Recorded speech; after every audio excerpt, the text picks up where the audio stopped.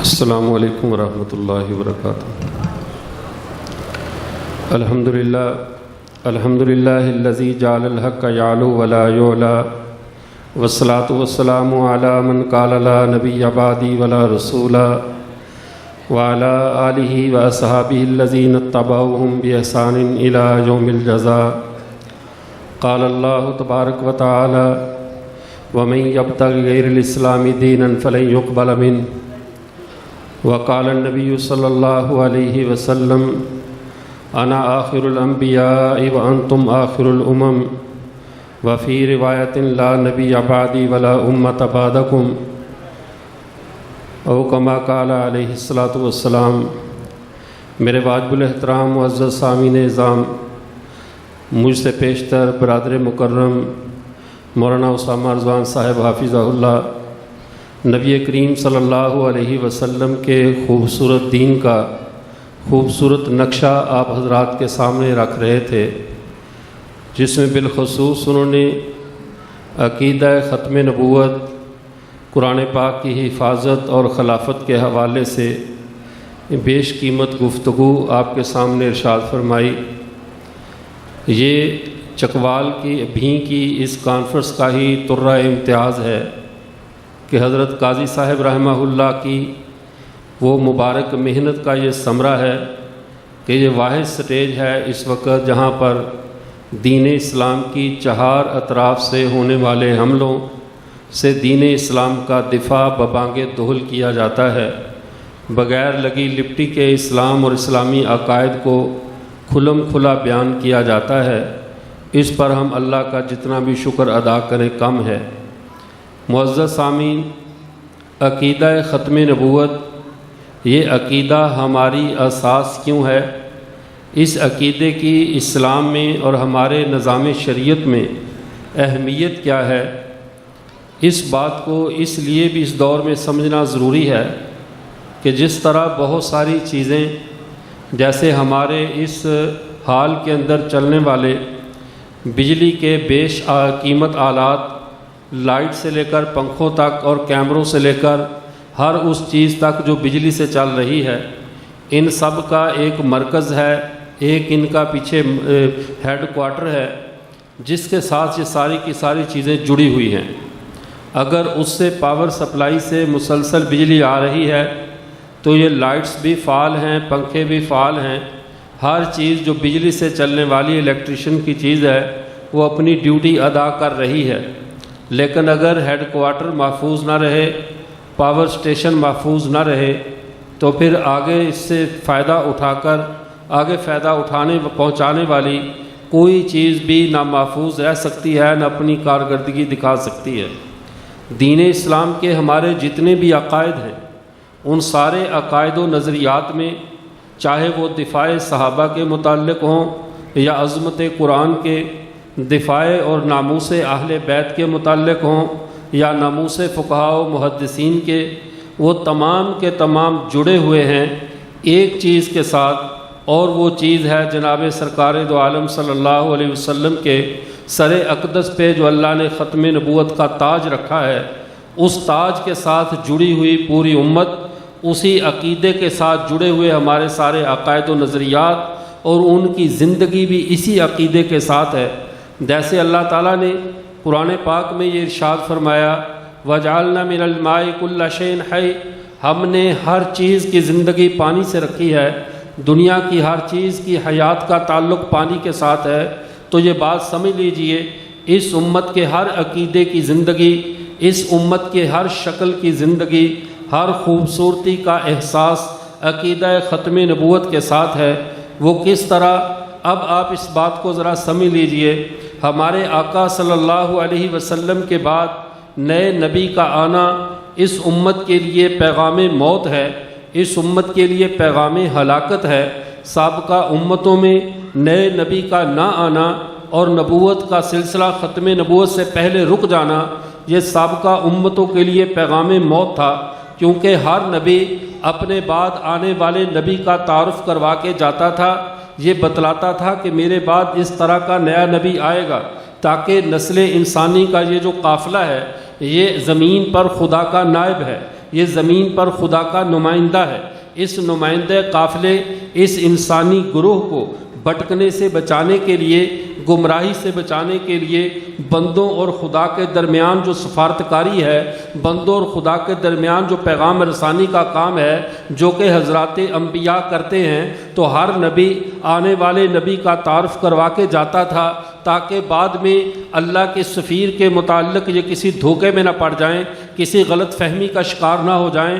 سچے نبی کا تعارف کرواتا تھا، اس کی علامات بتلا کر جاتا تھا کہ سابقہ دور یہ اجرائے نبوت کا دور تھا، سابقہ دور نبیوں کے آنے کا دور تھا، اور جب آقا صلی اللہ علیہ وسلم تشریف لے آئے، اب لوگوں کی تربیت بدل دی گئی، لوگوں کی سوچ بدل دی گئی، لوگوں کے ذہن تبدیل کر دیے گئے۔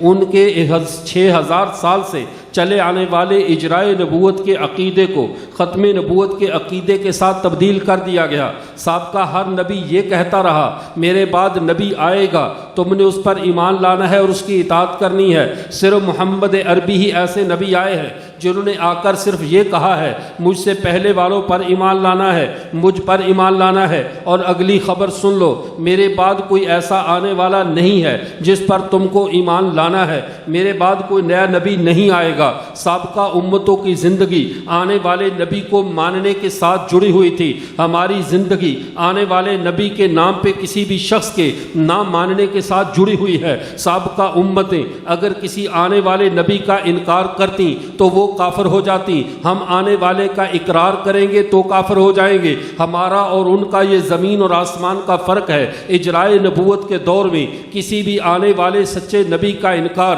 انسان کو کافر بنا دیتا ہے، اور ختم نبوت کے بعد کسی بھی مدعی نبوت کا اقرار انسان کو کافر کر دیتا ہے۔ یہی وجہ ہے اس امت کی زندگی عقیدہ ختم نبوت کے ساتھ جڑی ہوئی ہے۔ عقیدہ ختم نبوت ہماری حیات کا نام ہے، ہماری زندگی کا نام ہے۔ بقیہ سارے عقیدے اسی ایک عقیدے کی ذیلی شاخیں ہیں، اسی ایک عقیدے کے ضمن میں جڑے ہوئے عقائد ہیں۔ سارے نظریات ختم نبوت کے تاج کے نیچے ہیں، اس لیے کہ تاج محفوظ رہے گا، صحابہ محفوظ رہیں گے، محمد اللہ کے آخری نبی رہیں گے، تو اہل بیت وہی رہیں گے جنہیں میرے پیغمبر نے اہل بیت کہا، جنہیں قرآن نے اہل بیت کہا۔ اگر ختم نبوت کا عقیدہ نہ رہا تو پھر ہر گلی میں مدعی نبوت اپنے خاندان کو اہل بیت کہے گا، اپنے ساتھیوں کو صحابہ کہے گا، اپنے اوپر اترنے والی کتاب کو وہی کہے گا۔ اگر یہ سارے کے سارے دین کا نقشہ محفوظ ہے تو صرف اس وجہ سے محفوظ ہے کہ محمد عربی صلی اللہ علیہ وسلم اللہ کے آخری نبی ہے۔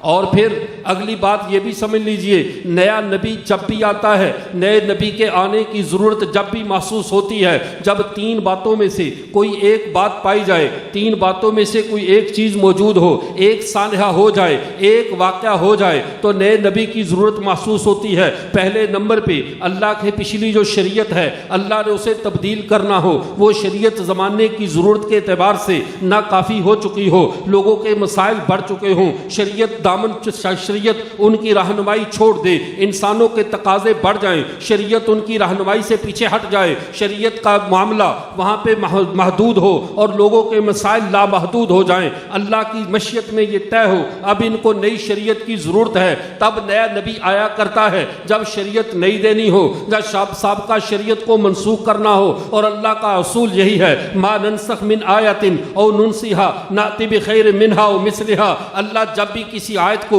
کسی شریعت کے کسی حکم کو اللہ منسوخ کرتے ہیں تو یا اس کی مثل لاتے ہیں یا اس سے اعلیٰ لاتے ہیں۔ دوسری صورت یہ ہے اگر ایسا نہ ہو کہ شریعت کی ضرورت تو نہ ہو لیکن پچھلی شریعت کے نشانات مٹ چکے ہوں، لوگوں نے اس میں تحریف کر دی ہو، تبدیلی کر دی ہو، اصل نبی کی شریعت دم توڑ چکی ہو، تب نیا نبی آتا ہے، پچھلے نبی کی شریعت کو زندہ کرتا ہے، اللہ کے نئے احکامات بندوں کو بتلاتا ہے۔ یہ نئے نبی آ کر یہ کام کیا کرتا ہے۔ اور تیسری ضرورت یہ ہوتی ہے جب شریعت بھی محفوظ ہو، جب نئی شریعت کی ضرورت بھی نہ ہو، اور تیسری صورت یہ ہے امت پوری کی پوری گم ہو جائے، پوری کی پوری امت اپنے ماضی سے کٹ جائے، اپنے نبی سے کٹ جائے، تب نیا نبی آتا ہے، آ کر امت کو اپنے نبی سے جوڑ دیتا ہے، شریعت سے جوڑ دیتا ہے۔ یہ کام نبوت کا ہوتا ہے۔ ہم ختم نبوت والے اس معاملے میں اتنے خوش قسمت ہیں، ہمارا معیار اللہ نے اتنا بلند رکھا، ہماری شریعت تبدیل ہونے والی نہیں ہے، ہماری شریعت کے اندر اندر نئے مسئلے کی ضرورت نہیں ہے.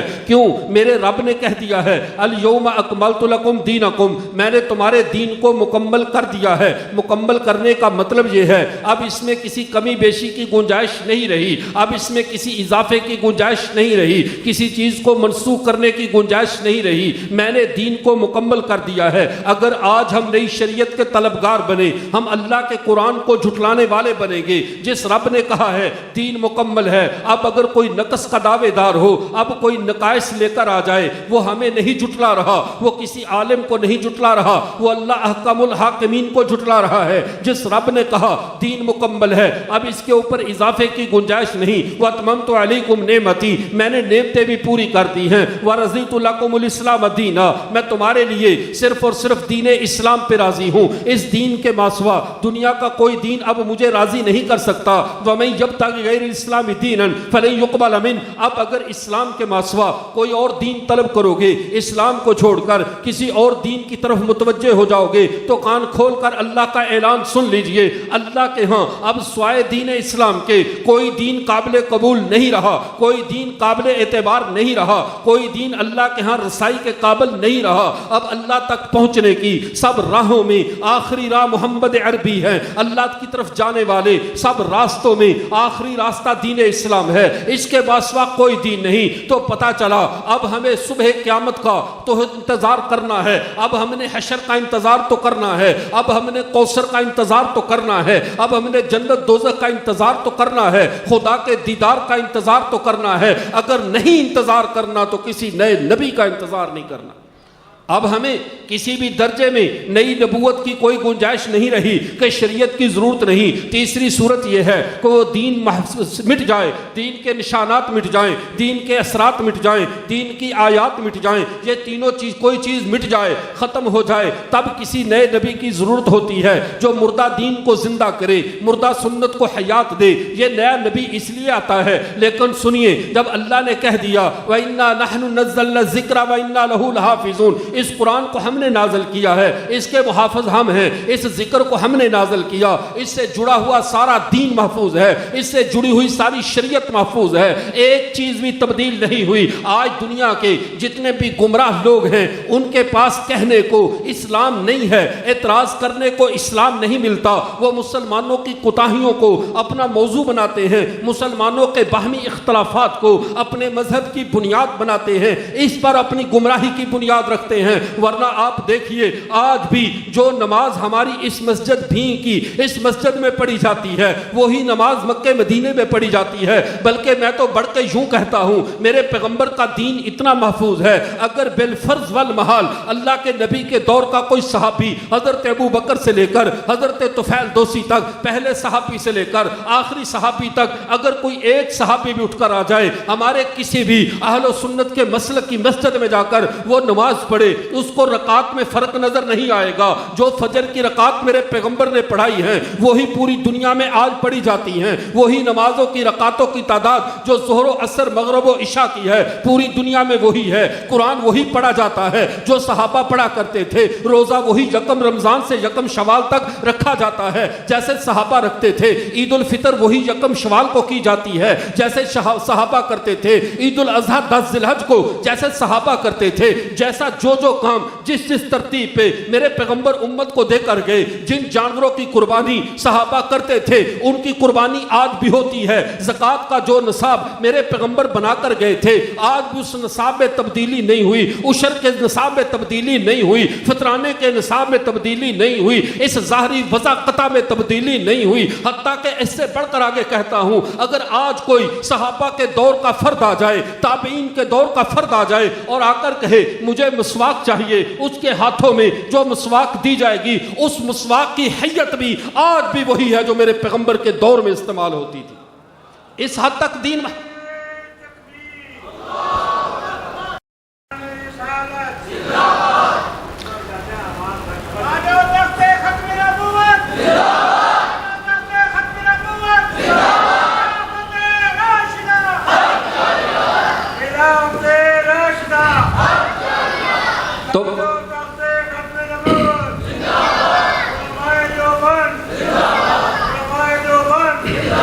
تو میں عرض یہ کر رہا تھا میرے پیغمبر صلی اللہ علیہ وسلم کے بعد دین مکمل ہے، نئے دین کی بھی ضرورت نہیں، دین محفوظ ہے، اسے زندہ کرنے کے لیے بھی کسی نئے نبی کی ضرورت نہیں۔ تیسری صورت یہ ہوتی ہے کہ امت گم ہو جائے، نبی کا دین موجود ہو، امت نہ ملتی ہو، تو امت کو ڈھونڈنے کے لیے، گم شدہ بھیڑیں جمع کرنے کے لیے کوئی نیا نبی بھیج دیا جائے کہ جا کر اس امت کو جمع کرو، لیکن قربان جائیں یہ امت گم تو اس نے کیا ہونا تھا، اس کے اوپر اتنے بڑے بڑے فتنے گزر چکے ہیں، اتنی بڑی بڑی آزمائشیں گزر چکی ہیں۔ قوم موسیٰ کو ان آزمائشوں کا، جن آزمائشوں سے ہم گزرے ہیں، جن طوفانوں سے ہم گزرے ہیں، جن سیلابوں کا، زلزلوں کا سامنا ہم نے کیا ہے، یہ تھوڑے تھوڑے ان کے جو آفٹر شاکس تھے وہی گزرے پہلی امتوں پہ۔ موسیٰ کوہ طور پہ گئے، پیچھے قوم کو ایک بندے نے بچڑا بنا کے پوری قوم کو ہائی جیک کر لیا۔ عیسیٰ آسمانوں پہ گئے، پولس مسیح نے پوری قوم کا عقیدہ بدل دیا۔ قربان جائیں 1400 سال ہو چکے محمد عربی صلی اللہ علیہ وسلم کو دنیا سے پردہ فرمائے ہوئے، اس امت نے صرف محمد سے جڑی ہوئی ہر نسبت کی حفاظت ہی نہیں کی، بلکہ کوئی ہم سے، ہمارا نبی تو کیا چھینتا، ہم سے میرے پیغمبر کے صحابہ بھی نہ چھین سکا، کوئی ہم سے پیغمبر کے رشتہ دار بھی نہ چھین سکا، پیغمبر کے اہل بیت بھی نہ چھین سکا۔ پوری دنیا نے زور لگا کر دیکھا محمد عربی کی امت کی جو پہچان ہے، محمد عربی کی امت کا جو لیبل ہے، وہ اس امت سے چھینا نہیں جا سکا۔ اس امت کی بقا اسی نظریہ امت میں ہے۔ یہ نظریہ امت محفوظ کیسے رہا؟ اللہ نے اپنے پیغمبر کے دین کو مکمل کر دیا، تکمیل دین کی وجہ سے نئے نبی کی ضرورت نہیں رہی، اور اس طرح حفاظت دین کے یہ دو کام اللہ نے اپنے ذمہ لیے تھے کہ قرآن کی حفاظت میرے ذمے، دین کی حفاظت میرے ذمے، تکمیل میں نے کر دی ہے۔ اب نیا نبی مکمل کرنے کے لیے بھی نہیں آئے گا، نئی شریعت میں نہیں آئے گی۔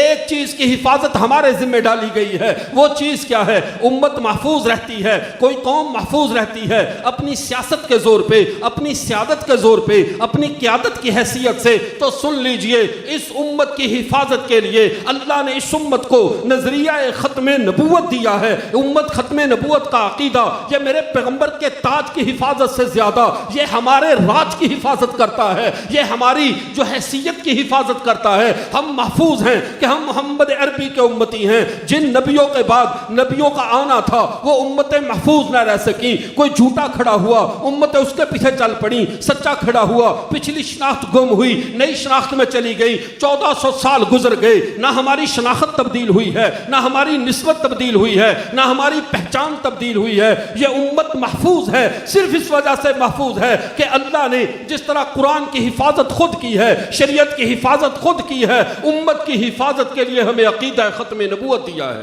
یہ امت محفوظ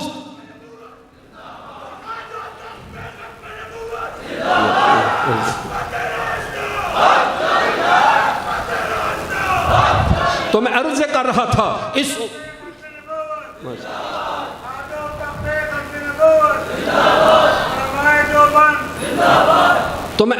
رہا تھا اللہ نے ہماری حفاظت تین وجوہات سے، اب نبی آتا ہے تین وجہ سے، تینوں وجہیں اب نہیں ہو سکتی، اس لیے ہم محفوظ جا رہے ہیں۔ پچھلی امتوں پہ دوہری اذیت کے شکار تھے، ان کی ذمہ داری میں یہ شامل تھا تم نے نئے نبی کے نام پہ آنے والے کو تم نے چیک کرنا ہے، پرکھنا ہے۔ اب کتنی یہ مشکل ہے، خدا کے نمائندے کا امتحان امتوں کے دماغوں میں ڈال دیا گیا۔ پچھلا نبی علامات بتا کر جاتا ہے، سوالیہ پیپر دے کر جاتا ہے، ان علامات میں پرکھ لینا، آنے والے کی یہ شکل ہوگی، یہ صورت ہوگی، یہ مزاج ہوگا۔ وہ پرکھ کے کبھی تو پیمانے پہ پورے اترتے، نئے نبی کو پہچان لیتے تھے، کبھی خطا کرتے۔ یاد رکھیے نبوت کے معاملے میں ذرا سی خطا بندے کو جہنم کا ایندھن بنا دیتی ہے، اور راہ اعتماد پہ آنا بندے کو جنت کا راہی کر دیتا ہے۔ ہم خوش قسمت ہیں، ہمارے ذمے کسی نبی کا امتحان لینا نہیں ڈالا گیا، ہمارے ذمے یہ نہیں ڈالا گیا کہ حدیثوں کی روشنی میں دیکھ لینا کون پورا اترے گا کون نہیں۔ میرے پیغمبر نے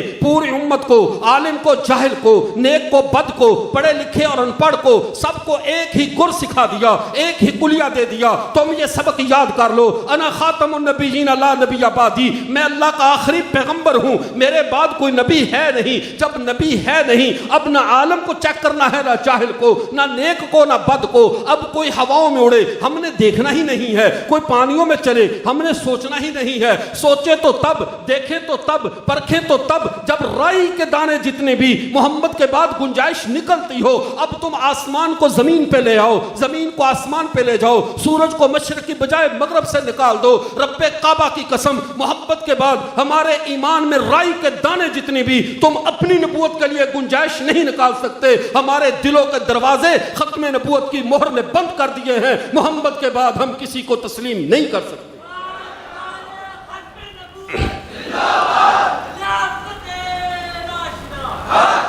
تو میں عرض کر رہا تھا، اب بات کو سمجھ لیجئے۔ ہمارے مخدوم حضرت مولانا قاضی مطیع اللہ سیدی صاحب دامت برکاتہم بھی تشریف لا چکے۔ میں آپ کے اور ان کے درمیان زیادہ حائل نہیں ہونا چاہتا، لیکن اس دور کے حساب سے میں نے شروع میں آپ سے کہا کہ یہ عقیدہ ختم نبوت یہ ہمارے نظریے ہی کا نام نہیں ہے، یہ ہماری زندگی کا نام ہے۔ ہم زندہ ہیں تو ختم نبوت کی وجہ سے۔ اگر عقیدہ ختم نبوت نہ ہوتا، ہم کب کے تاریخ کی بھولی بصری داستان بن چکے ہوتے۔ کیوں؟ محمد عربی کی امت پہ 125 کے قریب کذاب اور دجال آ چکے ہیں۔ میرے پیغمبر نے ہماری ذہن سازی کی ہی اسی لیے ہے کہ سن لو کہ میرے امت کی آزمائش سب سے سخت ہے۔ پچھلی امتوں کا امتحان جن کے نبی بار بار آتے تھے ان کا امتحان اتنا سخت نہیں تھا، ان کے امتحان نرم تھے۔ ہمارا امتحان زیادہ سخت ہے۔ پچھلی امتوں کا کیا امتحان ہوتا تھا؟ اب فرعون کہتا ہے میں وہ شخص ہوں جو مردوں کو زندہ کرتا ہوں، میں وہ شخص ہوں۔ نمرود کہتا ہے میں مردوں کو زندہ کرتا ہوں، زندوں کو مارتا ہوں۔ کہا ذرا یہ کر کے دکھا۔ اس نے ایک زندہ کو قتل کر دیا، وہ یہ نہیں سمجھا، لیکن ایک ہی سوال پہ اس کی خدائی کا بت زمین پہ گر گیا۔ جب کہا گیا فإن اللہ یأتی بالشمس من المشرق فأت بها من المغرب، اللہ مشرق سے نکالتا ہے، تو مغرب سے نکال کر کے دکھا۔ نبی ہونا تو دور کی بات، خدائی کا دعوے دار بھی اس سوال کے سامنے نہیں ٹھہر سکا۔ خدائی کے دعوے دار بھی منہ کے بل زمین پہ گر پڑا۔ بڑے بڑے دجال اٹھے، لیکن ان کا سامنا امتوں نے کیا، نبیوں نے کیا، وہ تہ خاک ہوئے۔ لیکن اس امت کا سامنا میرے پیغمبر نے فرمایا تھا یاتون من بعدی 30 کذابون دجالون، میرے بعد 30 یا اس سے بھی زیادہ کذاب اور دجال آئیں گے۔ دجال کس کو کہتے ہیں؟ جو سچ کے ساتھ جھوٹ کو مکس کر دے۔ اس کا جھوٹ خالص نہیں ہوگا، بلکہ جھوٹ سچ کے پیچھے چھپا ہوا ہوگا۔ اور سب سے خطرناک جھوٹ وہی ہوتا ہے جو سچ کی چھتری اوڑے ہوئے ہو، جو سچ کا لبادہ اوڑے ہوئے ہو۔ مرزا قادیانی کو اس کا دجل اسی لیے اب تک چل گیا، اس نے ہر بات پہ قرآن کی آیت کو سامنے رکھ کے پیچھے اپنا ساتھ جھوٹ ڈال دیا، پیغمبر کی حدیث کو سامنے رکھا، ساتھ اپنا جھوٹ چلا دیا۔ پچھلی امتیں اس لیے نہیں چل سکی، وہ جھوٹے تھے تو خالص تھے، کافر تھے تو خالص تھے۔ خالص سے واسطہ پڑ گیا تو وہ نمٹ اترے۔ ہمارا واسطہ ان لوگوں سے ہے جو ہماری عقل کا امتحان لیں گے، ہمارے شعور کا امتحان لیں گے، ہماری فراست کا امتحان لیں گے، اور وہ دجال ہوں گے جو حق و باطل کو مکس کر کے بتائیں گے۔ میرے پیغمبر نے ہمارے سامنے 2 تنے ہوئے رسے پہ ہمیں چھوڑ دیا، کہا ایک طرف میں محمد عربی ہوں، دوسری طرف سن لو 30 نہیں 30 او اکثر۔ علامہ ابن حجر اسقلانی نے تلخیص الحبیر میں لکھا 30 نہیں 30 سے بھی زائد کذاب اور دجال آئیں گے۔ سنو تم سارے کے سارے وہ زور لگائیں گے، وہ سارے کے سارے تمہیں مجھ سے توڑ کر دجالوں کی طرف لے کر جائیں گے، لیکن تم یہ بات ذہن میں رکھنا رسی کے ایک سرے پہ میں ہوں، دوسرے سرے پہ دجال ہے۔ تم نے کون سا رخ کرنا ہے یہ فیصلہ تم کو کرنا ہے، تم نے کس طرف جانا ہے۔ اور یہ ایسی بات نہیں، رسول اللہ صلی اللہ علیہ وسلم کے سامنے جب قبیلہ حنین والوں نے جنگ کے دوران کچھ لوگوں نے اعتراض کیا، اے اللہ کے رسول یہ مال و دولت آپ مکہ کے نو مسلموں کو دے رہے ہیں، ان کو دیا جا رہا ہے، اے اللہ کے رسول ہمیں محروم کیوں کیا جا رہا ہے؟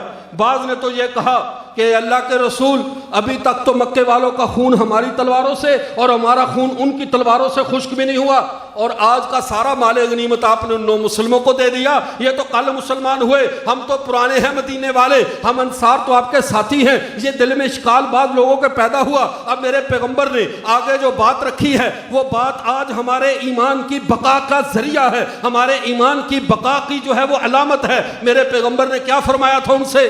فرمایا سنو تم میرے سامنے مجھے معلوم ہے تم نے مجھے پناہ دی جب میرے مکے والوں نے مجھے نکال دیا تھا، تم نے میرے ساتھی بنے، میرے انصار بنے، لیکن کیا تم یہ نہیں چاہتے لوگ بھیڑ بکریاں لے کر اپنے گھروں میں چلے جائیں اور تم اللہ کا رسول اپنے ساتھ لے کر مدینے میں چلے جاؤ؟ بتاؤ تمہیں کون سا سودا منظور ہے؟ اگر بھیڑ بکریاں چاہیے تو واپس لے دیتا ہوں، میرا تو گھر فتح ہو گیا، میں تو اپنے شہر واپس آ چکا ہوں، اب میں یہاں کا فاتح ہوں، میں تو یہاں رک سکتا ہوں، بتاؤ یہاں رک جاؤں تمہیں بھیڑ بکریاں دے دی جائیں یا کہ تم مجھے چاہتے ہو؟ سب مدینے والوں نے کہا اللہ کے رسول یہ بعض نوجوانوں کی غلط بات ہے، یہ جو نئے نئے نوجوانوں کا ٹیلنٹ ہے یہ ان کی غلطی ہے، ہماری یہ خواہش نہیں۔ اللہ کے رسول پوری دنیا چھوڑ سکتے ہیں، آپ کو چھوڑ کر نہیں جا سکتے، آپ ہی چلیے۔ آج کا جو فتنوں کا دور ہے سن لو، آج کے دور میں ایک طرف بھیڑ بکریاں ہیں، ایک طرف مال و دولت ہے، ایک طرف دنیا کے خزانے ہیں، دوسری طرف محمد عربی صلی اللہ علیہ وسلم ہے۔ اب فیصلہ آپ کو کرنا ہے کہ ہم نے محمد کو اپنے ساتھ رکھنا ہے، محمد کے ساتھ رہنا ہے، یا دنیا کے دجالوں کے مال و غنیمت کے جالوں میں، ان کے جالوں میں پھنس کر اپنی آخرت کو برباد کرنا ہے۔ یہ فیصلہ اب ہم نے کرنا ہے۔ اگلی بات سمجھ لیجئے، حضرت مولانا ابو الحسن علی ندوی رحمت اللہ علیہ فرمایا کرتے تھے، وہ کہتے تھے ردت ولا ابوبکر لہا، اب ارتداد دنیا میں پھیل رہا ہے لیکن افسوس ہمیں کہیں ابو بکر نظر نہیں آ رہا، کہیں ابو بکر نظر نہیں آ رہا جو سارے ارتدادی فتنوں کے خلاف سد سکندری بن جائے، سارے ارتدادی فتنوں کا راستہ روک دے۔ اس وقت انہوں نے یہ فرمایا آج ہمیں ابو بکر نظر نہیں آ رہا، آج ہم دیکھتے ہیں فتنوں نے بھی ہر طرف اپنی اودھم مچا رکھا ہے، کچھ ہماری صفوں کے گندے پھل جو درخت سے گر رہے ہیں، اور یہ بالخصوص اللہ نے ایک صحابی حضرت معاویہ رضی اللہ تعالیٰ کو تو رکھا ہی شاید اس لیے ہے کہ کھرے الگ ہوتے رہے، کھوٹے الگ ہوتے رہے۔ قیامت کی صبح تک معاویہ کی وجہ سے بڑے بڑے مینار گرے ہیں، معاویہ کی وجہ سے اگر کیسر و کسرا کے کنگرے گرے ہیں تو صبح قیامت تک دجال بھی گر رہے ہیں، گرتے رہیں گے۔ گزشتہ دنوں ایک لاب نہال لکھاری نے فاختہ اڑاتے ہوئے یہ جملہ چھوڑ دیا، کہنے لگا کہ حضرت معاویہ کاش امیر شام یہ کر لیتے، یہ ظلم نہ کرتے، وہ نہ کرتے، حالانکہ یہ اس پارٹی کا نہیں ہے لیکن ان پارٹیوں کے ٹکڑے کھانے کے کچھ تو اثرات ہوتے ہیں۔ میں اس لیے کہا کرتا ہوں خدا کے لیے اہل علم کو کبھی باطل کے دسترخوان کی زینت نہیں بننا چاہیے۔ مولا احمد علی لاہوری رحمت اللہ علیہ جب کہیں بیان کرنے کے لیے بھی جاتے تھے اپنا گلاس بھی ساتھ رکھتے تھے، کھانا ساتھ رکھتے تھے، کہتے تھے جہاں کا کھانا کھا لو پھر زبان ٹیڑھی ہو جاتی ہے، بندہ حق بات نہیں کہہ سکتا۔ حضرت یہ فرمایا کرتے تھے آج جب یہ لوگ ایران کے اور ادھر ادھر کے چکر لگا کر آئے، انہی کے خرچوں پہ گئے، آج آتے ہی ٹیوننگیں تبدیل ہو گئی، آج صلح کے نام پہ صحابہ میں کیڑے نظر آنے لگے۔ ایران کا دورہ تو میں نے بھی کیا ہے، پورے ایران قوم سے لے کر اصفہان تک ان کی پوری جو تاریخ کو جا کر بعین ہی خود دیکھا ہے، ان کے مراکز میں دیکھا ہے، لیکن پانی کیا کھانا ایک ایک چیز اپنی جیب سے کی ہے، کسی کا احسان نہیں اٹھایا کہ کل کو کلمہ حق کہنا ہو تو ہماری زبان نہ ٹیڑھی ہو جائے، ہماری زبان نہ ٹیڑھی ہو جائے کلمہ حق کہتے ہوئے۔ اب اس نے یہ کیا، اب دکھ کی بات یہ نہیں ہے کہ اس کی زبان سے یہ جملے نکلے، چونکہ وہ عادی ہیں، بعض لوگ چھوٹی چھوٹی غلطیاں کر کے بڑی غلطیوں تک پہنچتے ہیں، چھوٹی چھوٹی کوتاہیاں بڑے فتنوں کا ذریعہ بنتی ہیں۔ ان لوگوں نے پہلے امام ابو حنیفہ کے خلاف بولنا شروع کیا تھا، یہ بات یہاں سے بگڑتی بگڑتی صحابہ تک چلی گئی، اس لیے ہم کہتے ہیں یہیں پہ رک جایا کرو، اب اکابر پہ بڑوں پہ اتنی جلدی زبان درازی نہ کیا کرو کہ آگے چل کر تمہیں ایمان سے ہی ہاتھ دھونے پڑے۔ تو میں عرض کر رہا تھا، اب وہ کہتا ہے صحابہ اب یہ ہماری اصطلاحات کو تبدیل کرنا، امیر شام کی اصطلاح یہ ہماری نہیں ہے، یہ جملہ ذہن میں رکھیے، امیر شام تب تک تھے جب تک حضرت حسن نے پوری امت مسلمہ کی خلافت ان کے ہاتھ میں نہیں دی تھی، جب حضرت حسن نے پوری امت مسلمہ کی خلافت دے دی تو اب ان کو یہ نہیں کہا جائے گا یہ امیر شام ہے، وہ امیر عرب و عجم تھے، وہ سلطان عرب و عجم تھے۔ کیوں؟ امیر شام یہ ان کا ماضی کا عہدہ ہے، جب تک حضرت عمر کی تعیناتی پہ وہ شام کے گورنر تھے، اب ساری عمر ایک شام کے ایک چھوٹے سے شہر کی طرف، ایک چھوٹے سے ملک کی طرف منسوب کر کے کہتے رہنا، یہ وہ اندر کا بغض ہے جو سیدنا معاویہ کو دیے گئے اس حسینی حسنی انعام کو برداشت نہیں کر رہا، حضرت معاویہ کی سلطنت کو برداشت نہیں کر رہا، ایک چھوٹے سے خطے میں محدود کرتے ہیں، وہ امیر شام ہے۔ سنو، حضرت حسن کی صلح کے بعد وہ امیر شام نہیں، امیر عرب و عجم تھے، وہ امیر عرب و عجم تھے۔ اگلی بات کو سمجھیے، ان لوگوں نے دجل یہاں تک نہیں کیے، اب ہمیں ضرورت باطل سے زیادہ اپنے گھر کی صفائی کی ضرورت زیادہ پیش آ چکی ہے۔ ہماری گھروں میں جالے بہت لگ چکے ہیں، ہمارے ہاں لال بیگ اور کاکروچ بہت نکل رہے ہیں، طرح طرح کے عقائد و نظریات لے کر.